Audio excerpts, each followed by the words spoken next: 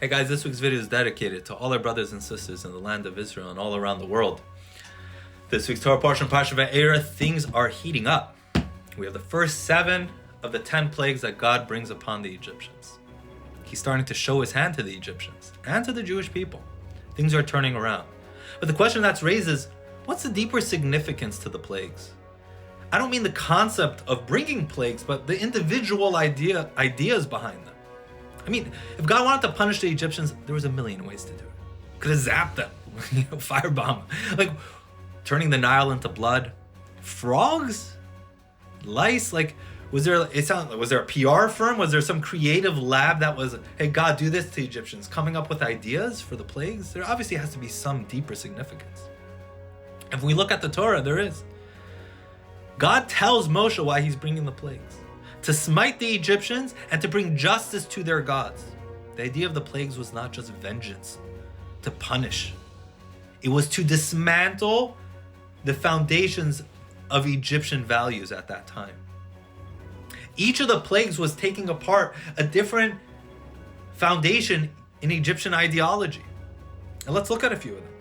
Turning the Nile into blood. The Nile was a god in Egypt. It was worshipped as the source of all their sustenance and success. Being in a desert, being in an arid land, their entire water source was the Nile. And so the Egyptians worshipped it as a god.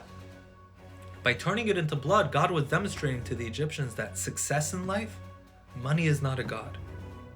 Success in life, anything that you do, all the blessings that you have in your life, they all come from God. Not from the Nile River. The second plague, frogs.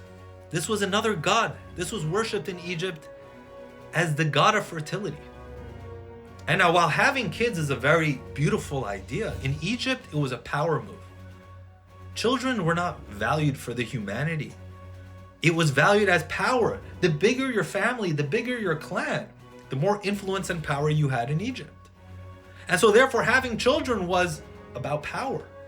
And God was telling the Egyptians, if you start viewing children and humans as frogs, then you've lost your humanity.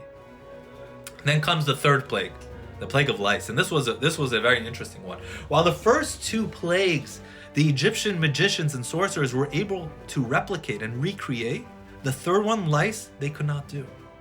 Because the louse were too small. They needed something bigger. This was another idea, an Egyptian idea. We only deal with the big stuff, Egyptian spirituality, if you could call it that. We only deal with major things. Small things, they don't make a difference. We don't care about them. By striking each of these things, God was demonstrating not just to the Egyptians, but to the Jewish people as well. To be a free people, this is a value system you need to have. Money is not a god. It's a means to do good. Children are not trophies. They're precious souls entrusted to us by God. And little things like lice, little things make all the difference. Our life is made up of small choices that we make. Not major, huge things, but it's the small choices that we make every single day that make the ultimate difference.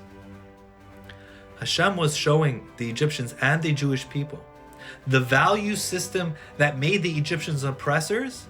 The exact opposite is what makes us a free people till today. Shabbat Shalom.